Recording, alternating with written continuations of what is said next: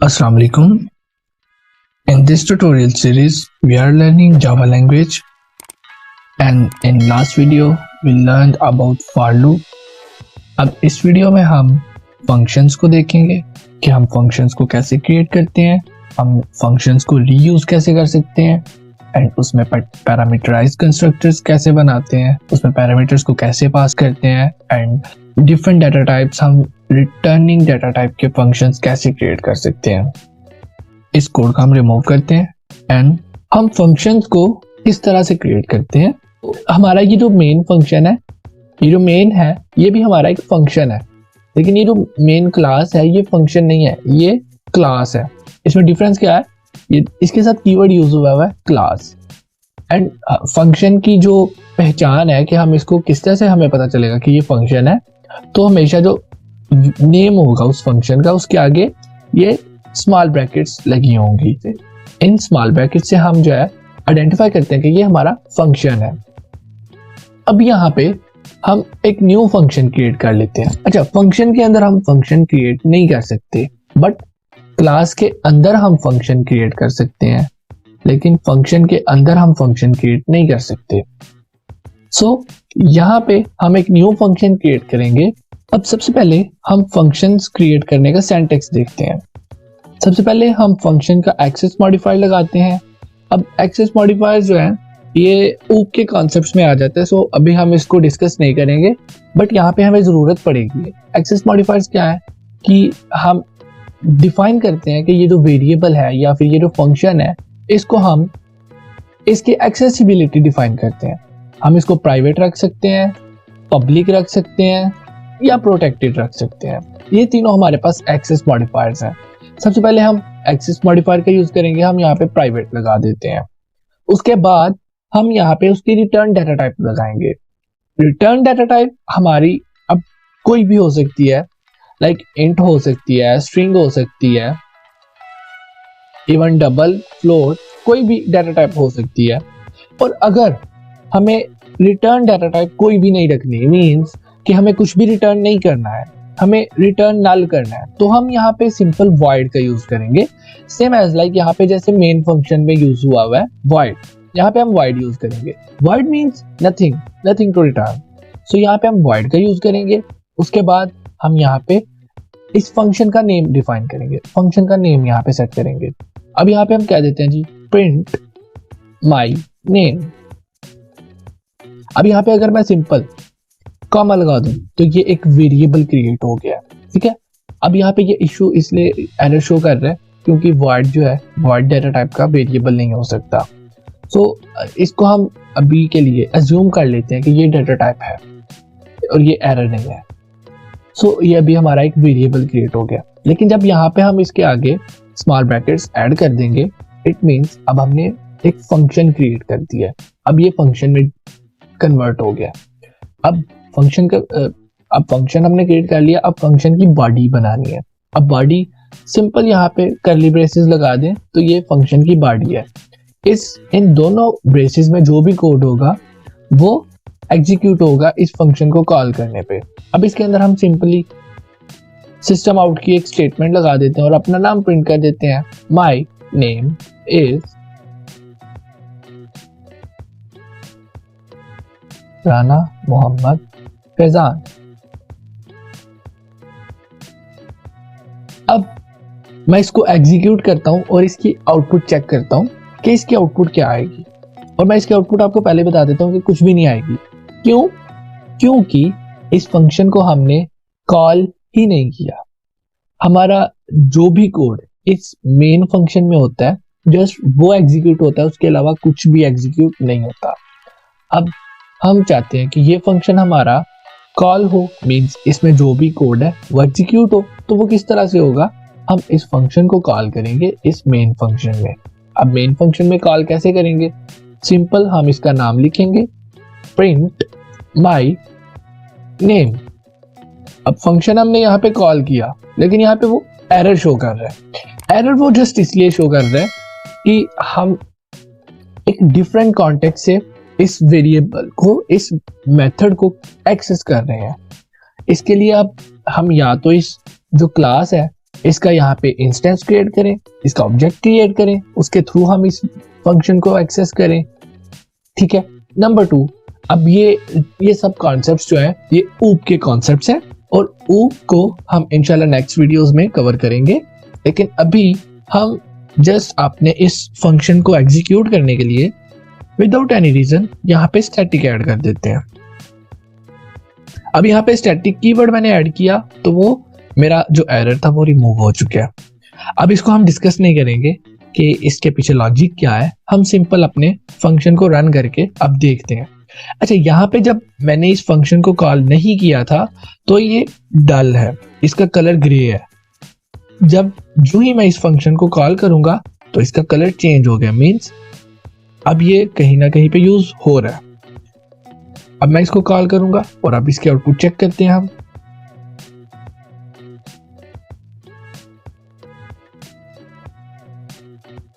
सो ये देखा आपने, अब उसने हमारी इस स्टेटमेंट को एग्जीक्यूट कर दिया।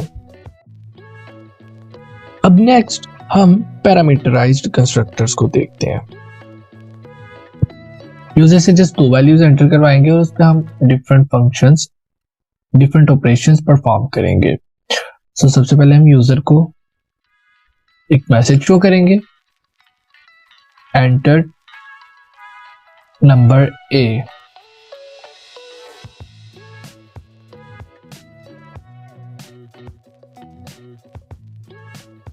अब जैसे पिछली वीडियोस में हमने देखा कि यूजर से इनपुट लेने के लिए हम स्कैनर का यूज करते हैं, तो स्कैनर क्लास का हम एक ऑब्जेक्ट क्रिएट कर लेते हैं।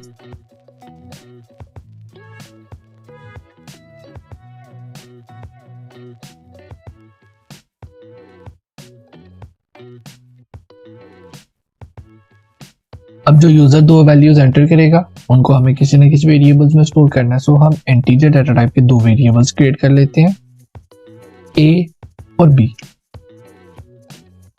2 वेरिएबल्स हमने क्रिएट कर लिए। अगर हमने एक साथ मल्टीपल वेरिएबल्स को क्रिएट करना हो तो हम कामा के साथ सेपरेट कर सकते हैं।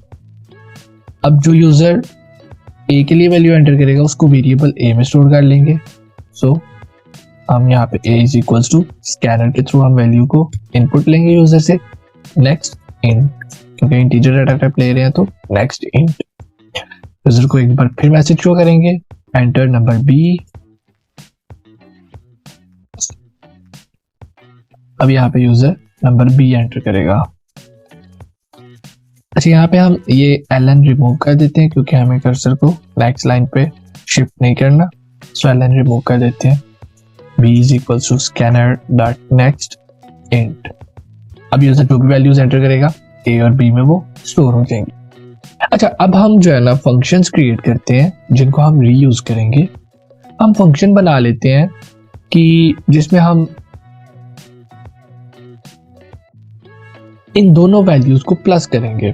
सबसे पहले हम फंक्शन का एक्सेस मॉडिफायर यूज करेंगे, प्राइवेट हम कह देते हैं प्राइवेट। देन उसके बाद हमें यहाँ पे रिटर्न डाटा टाइप ऐड करनी है, तरह हम void यूज करेंगे। हम यहाँ पे एडिशन का फंक्शन बना रहे हैं, सो हम यहाँ पे एडिशन का फंक्शन बना लेते हैं। ओके, अब हमने फंक्शन का नेम भी डिफाइन कर दिया एडिशन का। देन उसके बाद हम कर्ली ब्रेसेस का यूज करेंगे और ये जो कर्ली ब्रेसेस हैं ये एक्चुअली हमारे फंक्शन की बॉडी है जिसमें हम जो भी कोड लिखेंगे वो एग्जीक्यूट होगा।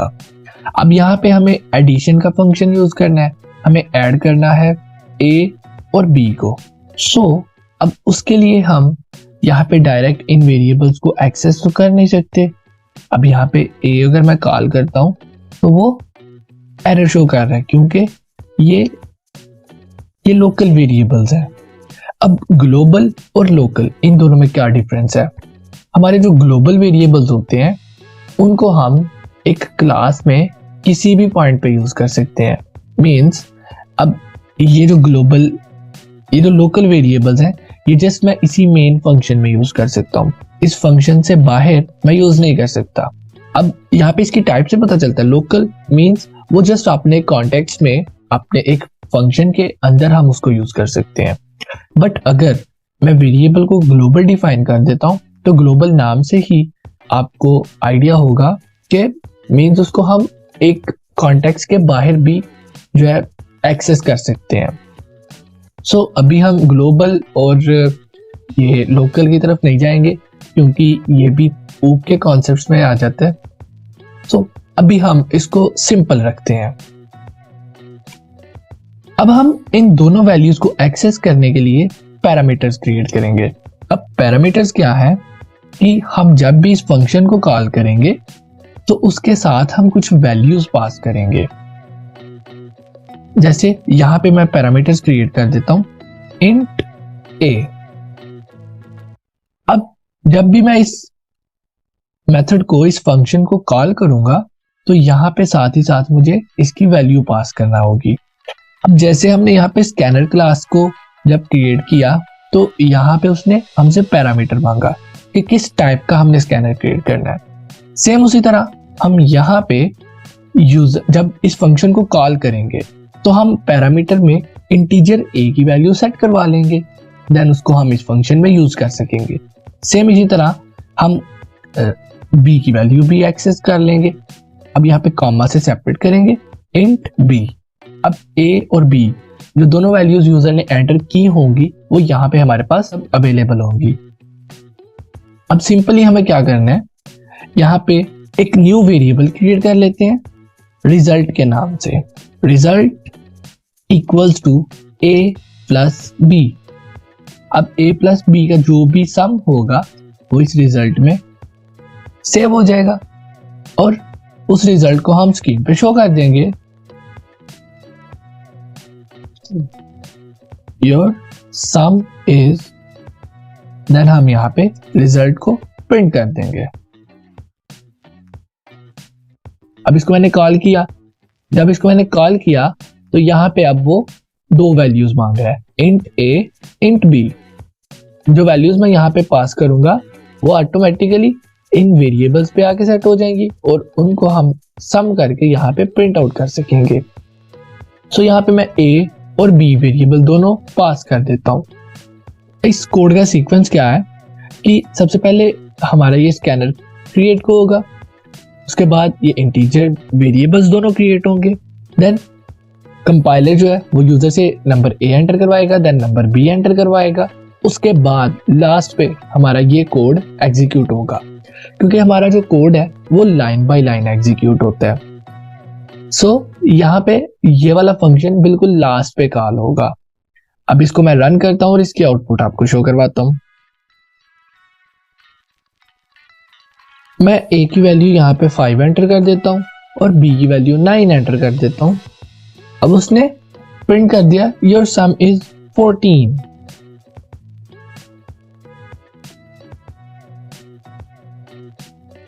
सिंपल उसने क्या किया, यहाँ पे जो हमने a और b की वैल्यूज पास की थी इन वेरिएबल्स पे आके सेट हो गई। अब उसने इन दोनों को प्लस किया और इस रिजल्ट वेरिएबल में स्टोर कर दिया जो भी रिजल्ट आया। देन सिंपली उस रिजल्ट वेरिएबल को हमने प्रिंट कर दिया। सो इस वीडियो में हमने जस्ट अपने फंक्शंस को कॉल करना देखा कि हम फंक्शंस को कॉल कैसे कर सकते हैं और फंक्शंस को क्रिएट कैसे कर सकते हैं, और हमने थोड़ा सा पैरामीटराइज्ड फंक्शंस का भी डिस्कस किया। इंशाल्लाह नेक्स्ट वीडियोस में हम इसको डिटेल में डिस्कस करेंगे।